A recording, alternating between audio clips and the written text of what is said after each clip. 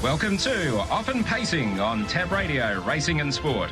Tim Walker will be joined by Matt Young and Oliver County as they delve into the form for today's Pinjarra harness meeting, as well as an early look at tomorrow's meeting at Gloucester Park. We are Often Pacing. Great to be back with you for another edition of Often Pacing following last week's long weekend. And it is a very busy show on the way today. As always, we've got Matt Nally standing by. And Tom Nally's going to be a special guest today. He's got a couple of key opportunities over the next few days with the Bond Stable. And we'll also just get a little bit of an idea on how he's enjoying life here in the West, having made the move over at the start of the year. So that is all to come. But first and foremost, let's get to our experts. We've got Ollie County with us on the program. Hello, Ollie. Morning, Tim.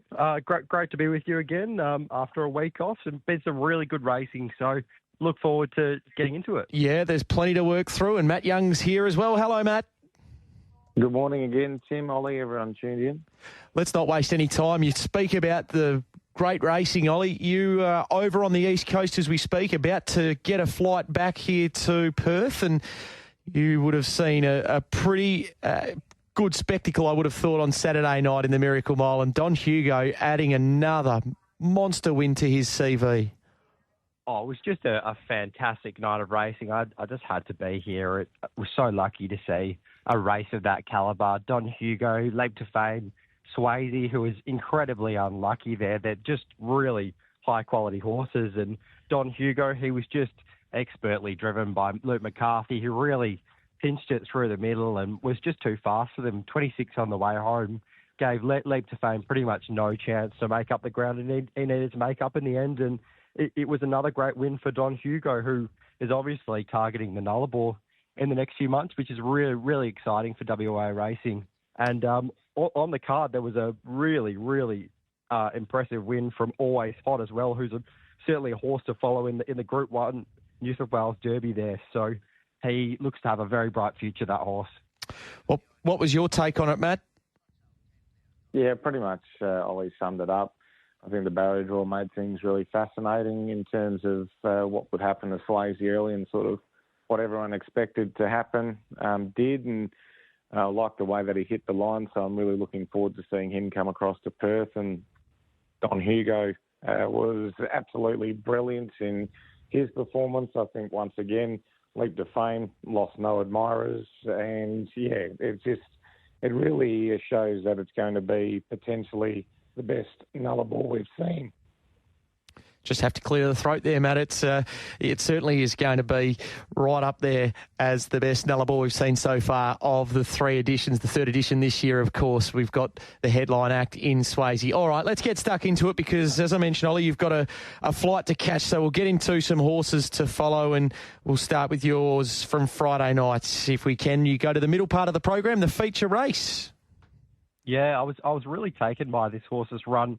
Nullarbor Navajo only had a few runs back from a spell now, and she got a long way back in the run there, probably a little bit further back than she'd have liked to in that race, and it looked really tricky for her to get into it, but she ran on really strongly behind a very impressive winner in Penny Black, and she was only beaten just over a length, Nullarbor Navajo, despite being nearly last in the run. So I thought she was super there. If she's able to draw a gate in one of these bigger races, I can certainly see her finishing in the money, and she could certainly be a knockout hope with the right run too. All right. The next horse I had to keep going. Next horse I had to follow was in race 7, Magnus Victor. I thought he was another one that hit the line really strongly. He was sort of forced pretty wide on the track after getting a run on the pegs there, and he couldn't quite really an Instigator or Addersport Major, but those two runners, they had the pegs and really cosy runs in the race. So I thought coming out wide late when they were dashing home, I thought Magnus Victor was a really good effort there in third, and he certainly seems to be racing very well. He's also got terrific gate speed, so I can definitely see him winning a race very soon. And the third horse I had to follow was One of the Last, which it was a lower grade race, but I thought Starlight Song was actually really good here, and it seems to love that pegs run. Leaders back, just goes so much better off that trip. And I think if she's able to draw a gate soon and get a similar run, I can see her being really hard to beat in a race. Okay, so that is Nullarbor Navajo Magnus Victor Starlight Song for Ollie. Matt, you're also singing from the same hymn sheet there in regards to Starlight Song.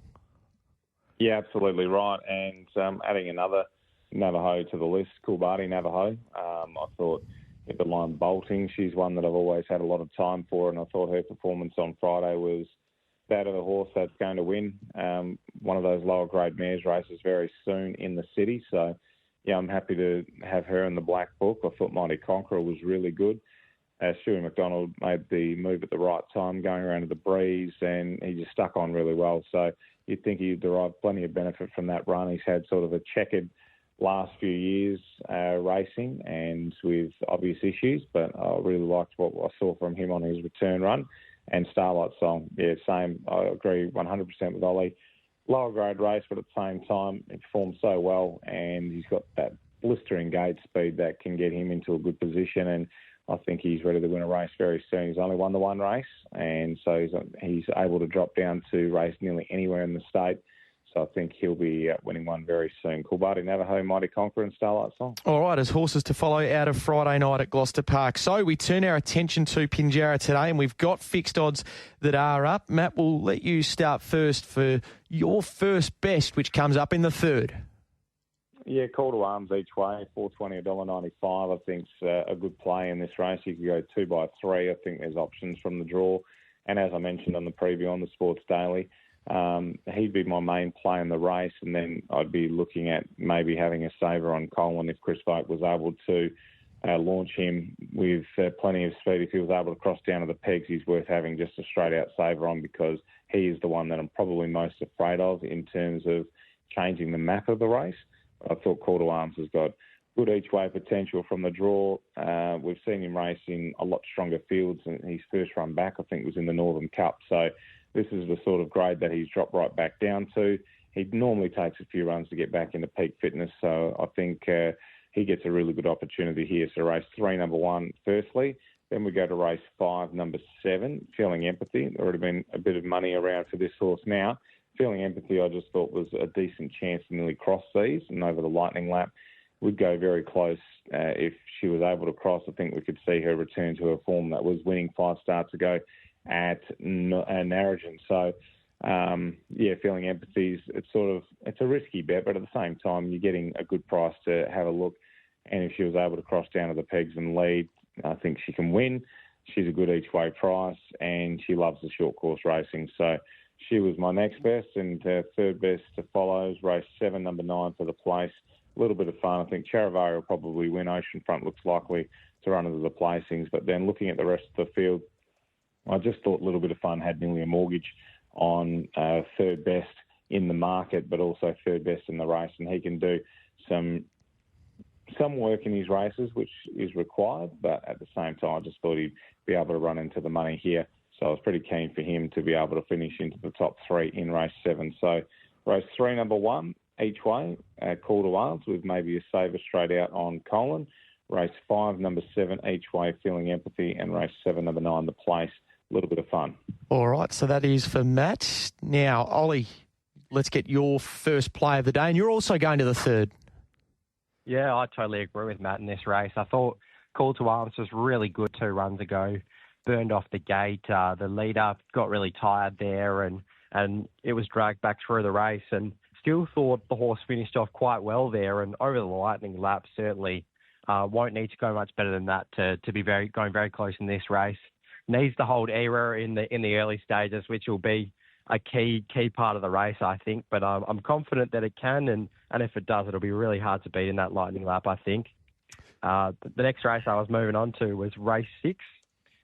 In race 6, I thought this looked a really suitable race for Highview Heidi, who looks to get a really good run in this race. I thought Ronald Scott would work over, and Highview Heidi would be able to grab that 1-1 run with at the pointy end out in front. And if Ronald Scott just applies enough pressure there, I think he can probably beat off at the pointy end, and Highview Heidi can just get the shot at them over the top out of the 1-1. And I think it's a horse that's improving Highview Heidi and is good enough to win from that run, and is probably a pretty nice price, I think, as well. Third favourite at the moment. So I'm pretty happy to play it that way. And the last one I was happy to be with was Kivnet Hill in race 8, the trotter. Yep. Has plenty of gate speed and I think can zip over in the early stages, can lead, and given its form in Victoria, racing some of the better 3-year-olds, I certainly think it'll be very hard to catch off that run. All right, so that is Call to Arms, Highview Heidi and Cavinted Hill there in the lucky last for Ollie. So that is a look at Pinjarra today. We turn our attention to Gloucester Park tomorrow. 7 events to look forward to here. Ollie, keep rolling. You go to the middle part of the program. Yeah, kicking things off in race 4. I thought Ultra Freeway had the draw advantage over some of his key rivals in this race, and the last win was good enough, worked hard in the early stages, was able to hold the lead and held them all off there. And this race, it looks like the main danger is going to be Better Arcade. And if Ultra Freeway can stay underneath that horse and lead, I certainly think he can prove really hard to beat on the front end. And there might be some horses looking to fly over the top late, but if he can get a cheap quarter in there, I think he can keep kicking and should be hard to beat on the front end. And then I'm going to the race straight after that one. I thought Synchronizer might lead up this race. It was pretty unlucky last start with a flat tyre, and I think that'll give a really good run to Dr. Steve, who's third up from a spell in this race. And I think off that leader's back run, that's the sort of run he really needs in his races to be thereabouts, and I think he'll just get that perfect trip and looks a really, really good 1x3 type bet there, Dr. Steve. All right, Dr. Steve on the 1x3 basis in the 5th. Matt, you're bookending the program. Yeah, I am. Race 1, I like the way that Akoya Pearl trialled the other day for Nathan Turvey. I think there's a few decent chances in the race, so I'm hoping for a half decent each way price about this horse. So Akoya Pearl, I thought, could run a better race. I think has shown enough ability in the past to suggest we could see a strong performance on return from Akoya Pearl. So race 1, number 5 on an each way basis. In race 7, number 1, She's Supercharged. I was pretty keen that She's Supercharged could be able to lead and win this. Trialled up at Pinjarra and went well.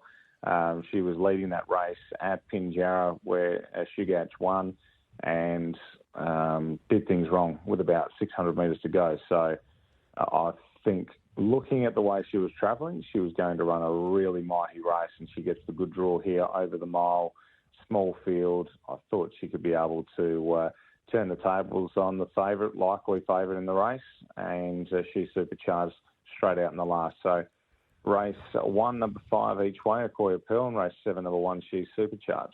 Beautifully done. All right, Ollie, we'll let you get to that flight. We know you've got a busy couple of moments coming up. Safe travels back here to the west, and we look forward to catching up with you next week.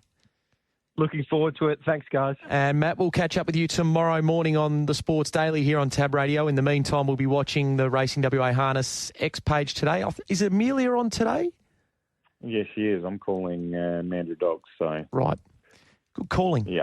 Good calling. But we'll stay tuned to the Racing WA Harness page in between watching your calls from Mandra a little later on this tonight. Yeah, absolutely right. Cheers, Jim. There is Matt Young with his look at the meeting today and also tomorrow, and Ollie County as well on his way back to the west. Quick break. Tom Nally's going to join us on the other side. On Tab Radio, Racing and Sport, this is Often Pacing. It is great to have your company wherever you're listening in this morning. We've got a busy couple of days on the way here in the west. Of course, Pinjarra today and then Gloucester Park tomorrow night. And one man who's got a significant role to play in it all is Tom Nally, who is with us on the program. Tom, a very good morning to you. Good morning to you guys as well. Great to have you on the program. Obviously, a name that's relatively fresh here to the WA driving ranks. You made your way over here over the past couple of months. How are you enjoying your time in the West? It's been pretty good so far. It's treated me well, and everyone told me it was going to be really hot, but it wasn't too bad. So you're surviving so far, surviving the warmer weather so far, and I suppose the milder conditions of the last couple of weeks would probably be a welcome change. Yeah, no, it's been good the last couple of weeks, yeah. And really good weather. So tell us why you made the decision to come across here to the West. I just felt like my driving and like my horse career wasn't going anywhere down south in New Zealand, and to learn new things from different trainers is probably the top one as well. Just that sort of stuff, just a different experience, and yeah. Was it getting a little bit perhaps frustrating over there in New Zealand? No, it wasn't frustrating in a way. It was I'd sort of just had enough of where I was. Yep. And so... And then I've always wanted... my partner's always wanted to come to Perth, so I think that was the deal breaker there. We just packed our bags and moved over. Absolutely, and it was going to be to Gary Hall Senior first and foremost, but that changed at the last minute and the opportunity came up at Greg and Skies? Yeah, so I was originally going to seniors, but then that changed, and then Greg and Sky offered me a job, and I jumped to that straight away, basically. What's it like down there, and how have you enjoyed the few months there so far? It's been great, yeah. Greg and Sky are great bosses. They've been really nice to me, and it's a lovely setup here. Nice horses and all that sort of stuff. So, it's been really good. We know how popular harness racing is in New Zealand, but with some of the setups you've worked over there and coming across to Greg and Sky, seeing what they've got to work with, how good is it working there? This would be the best place I've ever been to. I've been to a few around New Zealand, some of the top ones, just, looking around, and, this was something different here. And the level of horseflesh that you get to work with as well, I'm sure, is another perk of the job? Yeah, I've never worked with horses of this quality before. It's pretty cool when you think about it, really. You talked about your driving over there in New Zealand and then coming across here. You've got a couple of winners under the belt and getting a few opportunities. Do you feel like it's starting to get rolling?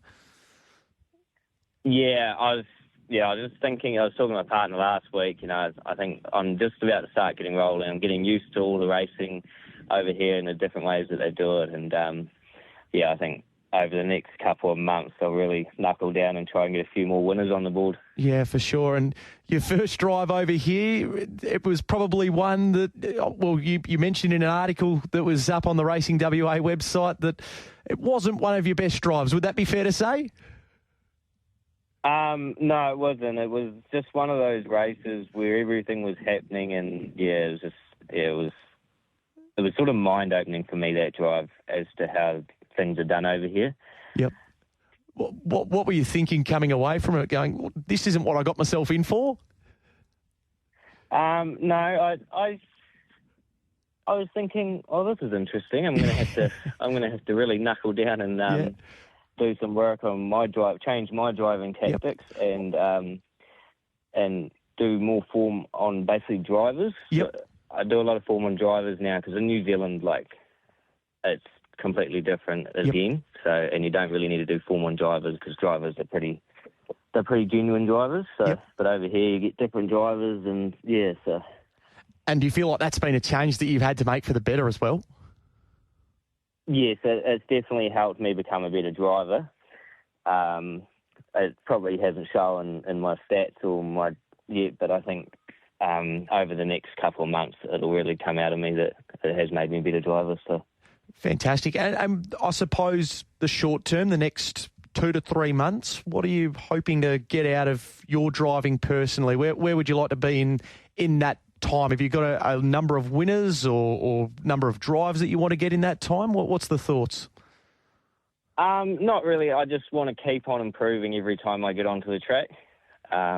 Improvement's the key for me, and keep on going up. Fantastic. Well, let's have a look at some of your drives over the next few days, because you've got a couple of wonderful opportunities, and the claim certainly plays a big part in that. First and foremost, Captains Have Time gets an opportunity today from barrier number 1. She's clearly a very talented filly, placed in a golden slipper, so she's right up there as one of the better fillies in the state from a 3-year-old point of view. Are you expecting her to look after matters today? Should do. She's drawn perfectly, and it's just the right sort of race for her to get back underway. After the last 2 starts, she's run 4th and 2nd. So, I think we can knock that win off the table today. All right. Hopefully that's the case in race number 4, and you can take that momentum along to race number 6 as well, because, again, barrier number 1 at the pointy end, last start winner at Narrogin. That was at the start of the month. So can she continue her winning ways today? I think I've been really impressed with her last 3 races.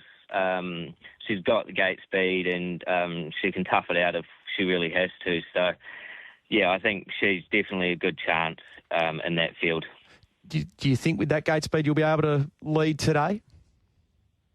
That'd be the plan, Yep. but if that changes, then I'll have to think of something else, won't I? Yeah, absolutely, absolutely. Now let's turn our attention to tomorrow night, because again you've got some key drives here as well. And again, barrier number 1 to start your night, Swifty. Can tomorrow be the day for Swifty? I'm confident with her because, like, her last run, that was in a high grade, and she's back into the maiden as drawn 1, and she'll be fitter for that run from last week. So, yeah, I'm pretty confident. She's definitely a top 2 player in that field. All right. By Jingo's got barrier 2 in race number 2. It's an even race on paper. Did you feel it was the right race for by Jingo? It's a tricky one because they're all sort of horses that are around the same sort of mark, and he's drawn 2. He'll definitely improve off last start. He's been working pretty good at home, so I'd say he'd be a top 3 contender in that field if he can get the right sort of run. All right, and you get the chance to team up with Crunchy in the third from barrier number 1. Do you envisage that Crunchy will be able to make the most of the opportunity tomorrow night? I think she will. She's been racing really well last month, and she just needed a good draw, and she's got one for tomorrow night in an even sort of a lineup. She's got the gate speed, so we'll be hoping to get out and have a wee go with her.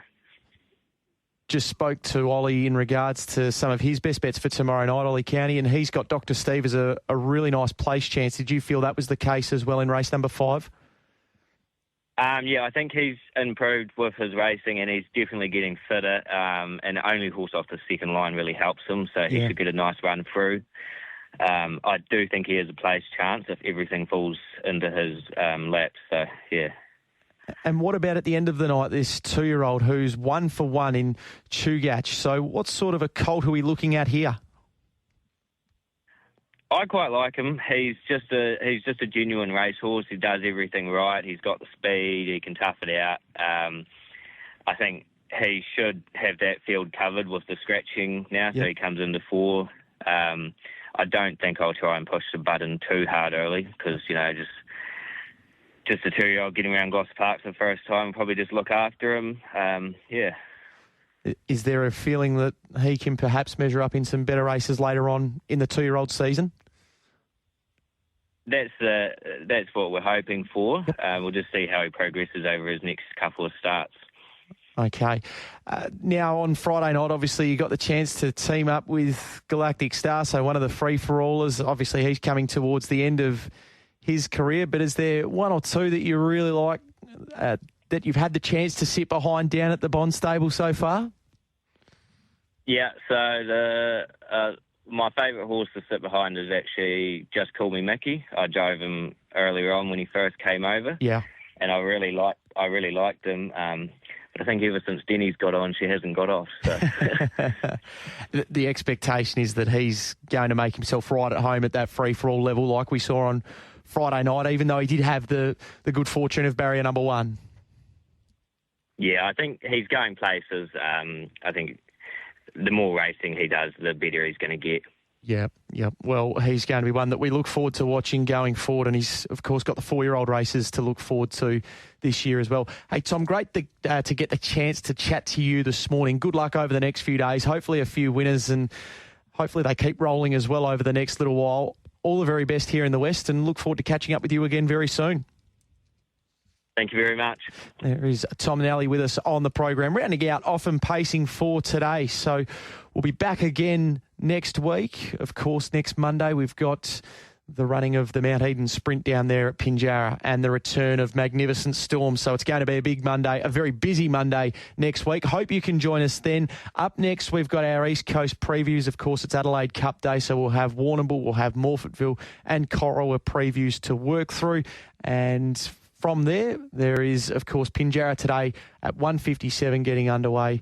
And as Matt mentioned, he is on the Mandurah Greyhounds tonight. So make sure you stay tuned to Tab Radio right throughout the course of your Monday. We'll be back with more in just a moment. Imagine what you could be buying instead.